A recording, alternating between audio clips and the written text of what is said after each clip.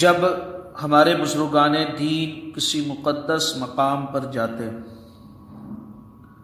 یا کسی ولی اللہ سے دعا کرواتے یا کسی اللہ کے نیک بندے سے ملاقات ہوتی تو ان سے دعا کے لیے کہتے تو کس چیز کی دعا کراتے؟ مقدس مقامات پر کس چیز کی دعا کیا کرتے؟ کیا انداز ہوا کرتا تھا ہمارے بزرگان دین کا؟ آج ہم وہ چیز سیکھیں گے اعلیٰ حضرت رحمۃ اللہ تعالی علیہ کے ایک واقعے سے۔ اعلیٰ حضرت رحمۃ اللہ تعالی علیہ نے مینا میں دعائے مغفرت کروائی۔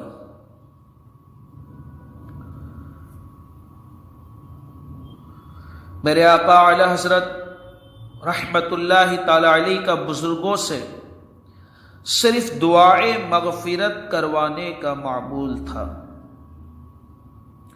ہم عموماً ہمارے دنیاوی مسائل لے کر بزرگوں کی بارگاہ میں حاضر ہوتے ہیں، جبکہ یہ غلط نہیں ہے، مگر ہمیں موقع ملے تو ہمیں آخرت کے لیے بھی مانگنا چاہیے۔ اللہ تبارک و تعالیٰ سے جب بھی موقع ملے آخرت کے لیے سوال کرنا چاہیے۔ میرے آقا اعلیٰ حضرت رحمۃ اللہ تعالی علیہ کا بزرگوں سے صرف دعائے مغفرت کروانے کا معمول تھا۔ چنانچہ فرماتے ہیں پہلی بار حاضری مدینہ کے موقع پر، جب آپ پہلی بار مدینہ منورہ کے سفر میں تھے، جب مینا شریف کی مسجد میں سب لوگ چلے گئے تو مسجد کے اندرونی حصے میں ایک صاحب کو دیکھا قبلہ رو وظیفے میں مصروف ہے۔ اعلیٰ حضرت فرماتے ہیں مینا کے اندر مسجد کے اندرونی حصے میں میں نے ایک شخص کو دیکھا جو وظیفے میں مصروف ہے۔ میں صحن مسجد میں دروازے کے پاس تھا اور کوئی تیسرا مسجد میں نہ تھا۔ یکایک ایک آواز گنگناہٹ کی سی اندر مسجد کے معلوم ہوئی، جیسے شہد کی مکھی بولتی ہے۔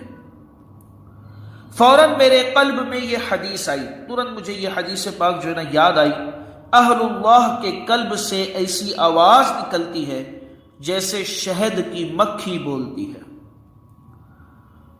میں وظیفہ چھوڑ کر ان کی طرف چلا کہ ان سے دعائے مغفرت کراؤں۔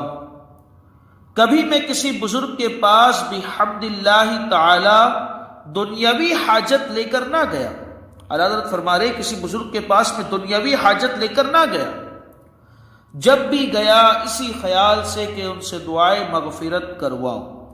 غرض دو ہی قدم ان کی طرف چلا تھا، وہ بزرگ کی طرف میں دو ہی قدم چلا تھا کہ ان بزرگ نے میری طرف منہ کر کے آسمان کی طرف ہاتھ اٹھا کر 3 مرتبہ فرمایا، اللہم اغفر لی اخی ھذا، اللہم اغفر لی اخی ھذا، اللہم اغفر لی اخی ھذا۔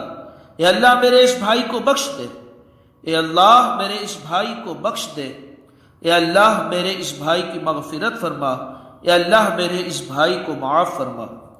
میں نے سمجھ لیا کہ فرماتے ہیں وہ بزرگ فرماتے ہیں ہم نے تیرا کام کر دیا، چونکہ اعلیٰ حضرت دعا کرانے کے لیے ان کے پاس جا رہے تھے نا۔ میں سمجھ لیا کہ وہ فرماتے ہیں میں نے تیرا کام کر دیا، اب تو ہمارے کام میں مخل یعنی رکاوٹ نہ ہو۔ میں ویسے ہی لوٹ آیا۔